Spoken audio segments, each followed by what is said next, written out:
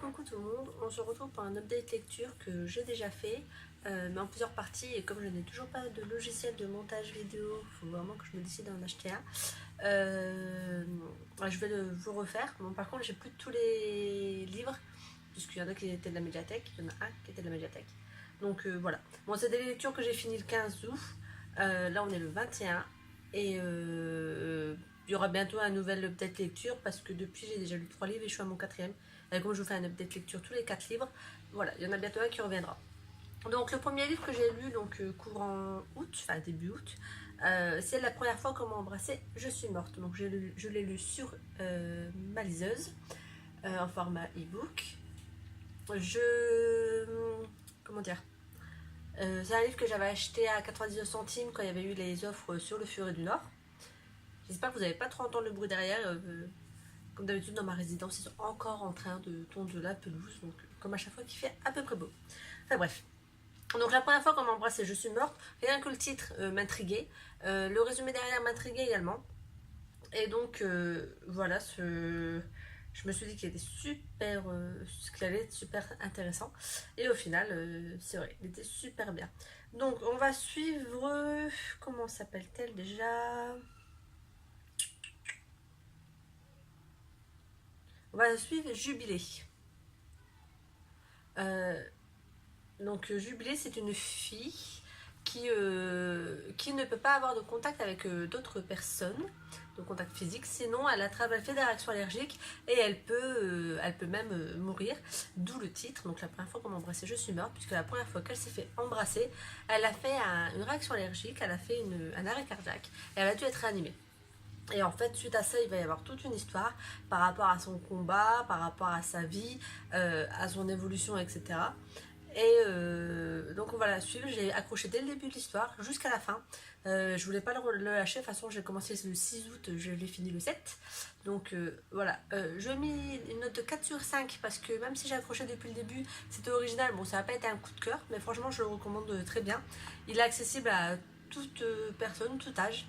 Il se lit très facilement et franchement c'était une bonne découverte. Le deuxième livre que j'ai lu, donc du 6 août au 8 août, donc là je peux pas vous le montrer, c'est parce que je l'ai prêté à ma voisine, c'est Les ailes d'Alexandre, le tome 8. C'est si vous suivez, donc c'est Anne Robillard, c'est une de mes auteurs préférées. Donc ma soeur elle achète la collection et elle me les prête gentiment pour que je puisse les lire. Donc c'est ce que j'ai fait là, donc elle me l'a prêté et comme je l'avais à la maison, comment dire, je l'ai prêté à ma voisine qui est également accro à cette saga. Donc au début j'ai eu un petit peu du mal à me remettre dedans parce que ça faisait un an je crois que j'avais plus de 6 mois que j'avais lu le tome 7 et donc c'est vrai que de se remettre dans une saga sans avoir le résumé de l'ancien c'était un peu compliqué. Mais voilà, une fois que je m'étais remis dedans et que j'avais bien repéré de nouveau les personnages, etc., la lecture a été très bien, j'ai lu très rapidement et c'est toujours génial de lire du Anne Robillard. Je peux pas vous en dire plus parce que comme c'est un tome 8, le problème c'est que si je vous en dis plus sur ce livre, je vais vous spoiler et c'est pas le but. Donc si vous ne connaissez pas la saga Les ailes d'Alexandre, je vous recommande. Ma voisine a 14 ans, je lui ai fait découvrir et elle adorait dès le début. Je lui avais prêté le tome 1 pour voir si elle aurait bien aimé. Parce que c'est quand même des livres qui font entre 300 et 400 pages. Par exemple, le tome 8 il fait 329 pages. Donc c'est quand même on va dire, entre guillemets, des gros pâtés pour les ados. Et en fait, elle a fini le tome 1, je crois, au bout de 2 jours. Elle est venue frapper en me disant, je peux avoir la suite? Donc je lui ai prêté les autres que j'avais à la maison et ensuite sa mère lui a acheté les bouquins. Donc elle était très contente que je puisse lui prêter le tome 8, donc je remercie ma soeur. La lecture qui a suivi, donc c'était un livre que j'ai emprunté à la bibliothèque. Je l'ai commencé le 8 août et je l'ai terminé le 13 août. C'est Le putain d'énorme livre du bonheur qui va tout déchirer. Donc c'est un livre qui fait 411 pages.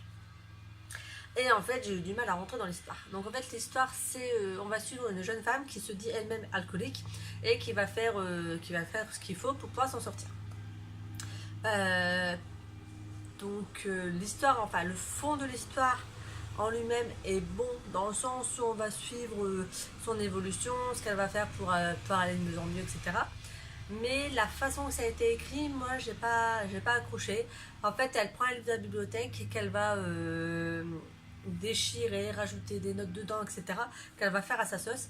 Donc je sais pas si c'est le principe de déchirer un livre et de le mettre à sa sauce qui m'a dérangé, ou si c'est le fait qu'il y avait des SMS, des témoignages, ses rencontres avec sa thérapeute, des emails, on parlait d'elle, on parlait de sa soeur, on parlait de son ex, on parlait de son copain actuel, on parlait de sa mère. Enfin, voilà, j'ai trouvé que c'était pas pour ma part, c'était pas structuré, et donc j'ai eu un peu du mal à, j'ai voulu le finir parce que je voulais quand même savoir comment ça se terminait, mais voilà, j'ai eu du mal à mettre dedans. Et le dernier livre que j'ai lu, c'est Libérer, le combat féministe se gagne devant le panier de linge sale, qu'il faut que j'aille rendre aujourd'hui ou demain à la médiathèque, puisque quelqu'un l'a réservé et que je dois le rendre avant le 24. On est le 21. Voilà. Donc, ce livre m'a plu. Je lui ai mis la note de 3 sur 5. Donc, il m'a plu, mais il était compliqué. Voilà, il y avait beaucoup de mots compliqués dans les livres, des mots que moi je connaissais.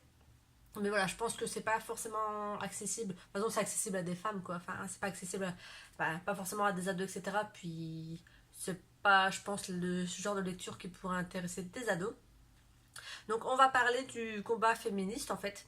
Le fait qu'il n'y ait pas d'égalité homme-femme dans la vie quotidienne. Donc, d'où le combat se gagne devant le panier de linge sale. C'est-à-dire qu'en général... c'est ce qui est expliqué dans le livre, c'est qu'au début d'une relation, quand on est juste l'homme et la femme, les tâches ménagères sont à peu près réparties.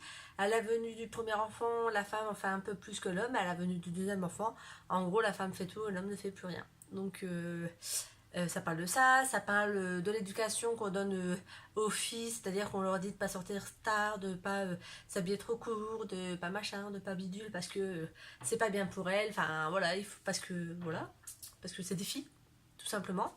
On parle du travail où on n'est pas non plus payé la même chose que les hommes pour le même travail, etc. On parle de quoi également du harcèlement. Du harcèlement, du fait que les femmes qui prennent les transports en commun, elles font attention de ne pas être toute seule, enfin, de ne pas se coller, d'avoir un peu d'espace, voilà, pour éviter de se faire toucher, on va dire. Et puis dans la rue, évidemment, elles marchent la tête baissée, etc., pour pas non plus se faire insulter. À côté de ça, comment dire, ouais, voilà, c'est un bouquin que j'ai assez bien aimé. Tous les chapitres ne m'ont pas intéressé, mais voilà, c'était intéressant à lire. Ça casse pas trois pattes à un canard, mais voilà, c'était assez sympa. Donc je vous le recommande. Et sachant qu'il y a une petite citation qui est américaine, je vais vous épargner la version américaine, je vais juste vous donner la traduction. Parce que c'est une petite citation que j'ai bien aimée dans ce livre. C'est: une maison propre est le signe d'une vie gâchée. Voilà, c'est-à-dire que c'est pas à peine d'être madame parfaite, etc., que d'avoir une maison resplendissante à longueur de journée, parce que il y a d'autres choses à faire plus sympathiques et plus importantes que le ménage dans la vie. Voilà, donc ce bouquin est sympa, je pense pour des personnes de plus de 18 ans qui s'intéressent un peu à l'évolution des femmes au fil des siècles. Enfin, au fil de ce siècle en fait plutôt. Voilà, donc voici mon update lecture pour aujourd'hui. Je vous dis jusqu'au 15 août, donc mi-août. Et la prochaine fois, j'ai déjà 3 livres à vous présenter, dont 2 coups de cœur. Et là, je suis en train d'en lire un également. Donc on verra bien ce que ça donne.